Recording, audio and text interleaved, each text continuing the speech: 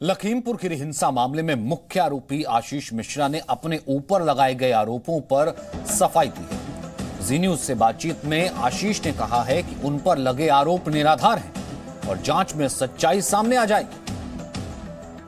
आशीष मिश्रा ने अपने ऊपर लगे आरोपों को निराधार बताया है कि मामले की जांच की जाएगी और जांच में सच्चाई सामने आ जाएगी।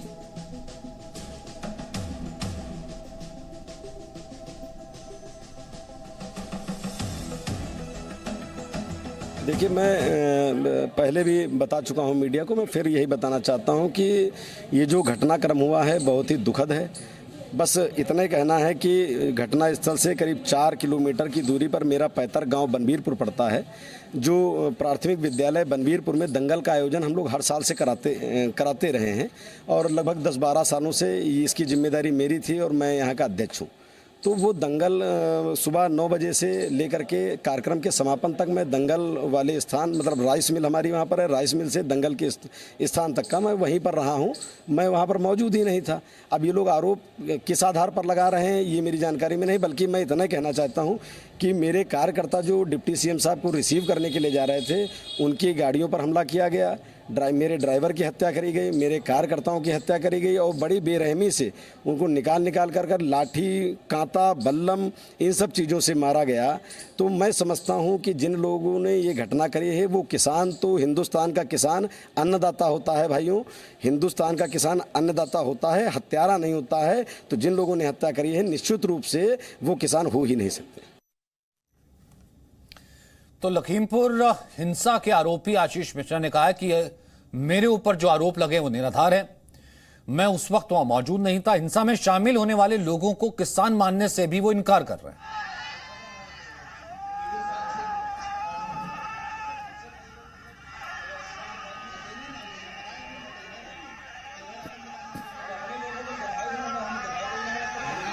विशाल इस वक्त हमारे साथ मौजूद हैं। विशाल पांडे, सबसे पहले तो आशीष मिश्रा ने जी न्यूज से बात की। वो कह रहे कि मैं वहां पर था ही नहीं। तरह तरह के वीडियो वायरल हो रहे हैं, हम उसकी पुष्टि नहीं करते, अपुष्ट वीडियोज हैं। यूं कहें कि एक तरीके से बटे हुए नजर आ रहे हैं। उसमें कुछ लोग कह रहे हैं कि नहीं ये वीडियो वही है, कुछ लोग कह रहे हैं कि देखिए पहले जो है कैसे लाठी डंडों से कल जो थे वो भी वो हिंसा हुई। इस बीच चल क्या रहा है? देखिए सचिन, इसमें पूरा सच सामने आना चाहिए। अजय मिश्रा का पक्ष अपना है, किसानों का अपना अलग पक्ष है, लेकिन इन दोनों के ही पक्ष में 8 लोगों की मौत तो लखीमपुर खीरी में हुई है। इस तथ्य से कोई मुंह नहीं मोड़ सकता है और इसमें दोनों के अपने अपने दावे हैं। पुलिस सबसे ज्यादा इस पूरे मामले में फेल हुई है कि जब वहां पर किसान इतनी भारी संख्या में इकट्ठा हुए थे तो उनके पास इंटेलिजेंस की रिपोर्ट क्यों नहीं थी कि वहां पर कोई हिंसा हो सकती है और इस हिंसा को पुलिस रोक क्यों नहीं पाई। उत्तर प्रदेश की पुलिस पर कई सवाल खड़े होते हैं, कई इस तरह की घटनाएं हो जाती हैं और बड़े अधिकारियों पर कोई कार्रवाई नहीं होती है। इस मामले के बाद भी अभी तक किसी अधिकारी पर कार्रवाई नहीं हुई है। कहीं ना कहीं ये सबसे बड़ा फेलियर यूपी पुलिस का है। लेकिन अब देखिए जो कई वीडियो सामने आ रहे हैं, इन वीडियो को देखने के बाद लगता है कि पुलिस फोर्स वहां पर कहां थी। पुलिस फोर्स अगर भारी संख्या में वहां मौजूद होती तो ऐसी घटनाओं को रोका जा सकता था। यह किसकी साजिश थी, इसमें कौन कौन लोग शामिल थे, यह सब जांच में पता चलेगा। लेकिन जब एक यूपी के डिप्टी सीएम को उस जगह पर जाना था, उनकी Z+ की सिक्योरिटी है, कम से कम उस सिक्योरिटी को ही ध्यान में रखकर अगर वहां सिक्योरिटी फोर्सेस को और ज्यादा संख्या में रखा जाता और ज्यादा सतर्क रखा जाता तो ऐसी घटना से बचा जा सकता था, जिससे आज सरकार की भी किरकिरी हो रही है और जो किसान हैं या फिर जो आम लोग इसमें मरे हैं उनके परिवार वाले भी इस पूरे मामले पर कई तरह के आरोप लगा रहे हैं, सवाल खड़े कर रहे हैं। सचिन, और फिलहाल जहां तक बात की जाए कि एक तरफ ये देखा गया कि न्यायिक जांच के आदेश दे दिए गए, रिटायर्ड जज जो है वो इसकी जांच करेंगे, कोई टाइम फ्रेम भी रखा गया, क्योंकि लगता नहीं कि मामला किसी भी तरह से किसी भी फ्रंट से थमने का नाम ले रहा है।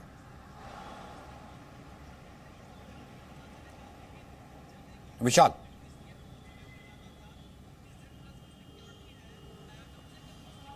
लगता है विशाल तक आवाज नहीं जा रही।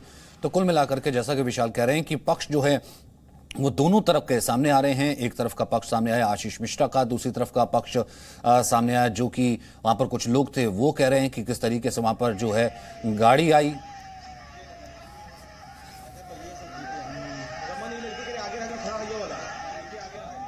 अनिला सिंह हमारे साथ मौजूद हैं, मनोज काका हमारे साथ मौजूद हैं समाजवादी पार्टी से और राजीव तुले भी मौजूद हैं। अनिला सिंह, सबसे पहले तो मैं आपसे शुरू करना चाहता हूं जिसका जिक्र यहां विशाल भी कर रहे थे।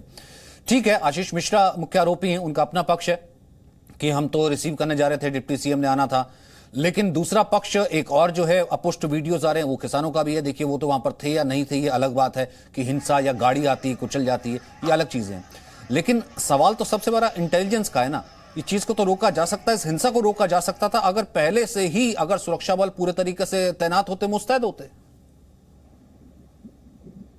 देखिए, ये सब जांच का विषय है और जुडिशियल इंक्वायरी बिल्कुल इसमें हो रही है। और ये पहले से इस प्रकार की साजिश किसी के दिमाग में थी, ये भी बड़ा मुश्किल होता है, क्योंकि जब हम देखते हैं कि भाई किसान बनकर वहां पर बहुत सारे लोग शामिल थे, तो कैसे पता चलेगा कि भेड़ की खाल पहने हुए भेड़िए भी वहां पर हैं।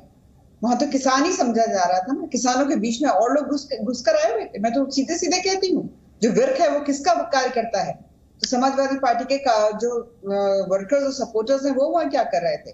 पंजाब से आए हुए पंजाब संगठन के लोग जो कांग्रेस के, वो वहां क्या कर रहे थे? तो आप बात ठीक कह रहे हैं कि भाई क्या इंटेलिजेंस फेलियर है, पर इंटेलिजेंस भी क्या करे? सामने किसान बनकर आए हुए हैं और ये पूरा एक तरीके से हादसा हुआ है। और हादसा क्यों हुआ, कैसे हुआ, और उसको इतना एक विभत्स रूप दे दिया गया। नहीं मैम, जब मालूम है कि किसान वहां बैठे हुए हैं, और किसान तो कह करके बैठे थे ना कि यहां पर डिप्टी सीएम जहां जहां जाएंगे उस कार्यक्रम का हम वहां पर विरोध करेंगे, और जहां पर गृह राज्य मंत्री जाएंगे वहां जो है हम उनके पीछे जाएंगे, काले झंडे दिखाएंगे, विरोध करेंगे। तो पहले से ही एक्स्ट्रा जो है वहां पर अगर सुरक्षा बल होते तो ये तो स्थिति, जैसे कहते हैं कन्फ्रंटेशन की तो स्थिति नहीं आती। ये तो पहले से स्थिति जो है टाली जा सकती थी। ठीक है, अब आप कह रहे हैं, लेकिन मनोज काका ये तो मानना ही पड़ेगा ना, एक तो ये कि किसान पक्ष और प्रशासन में समझौता हुआ, जांच को लेकर के भी, मुआवजे को लेकर के भी।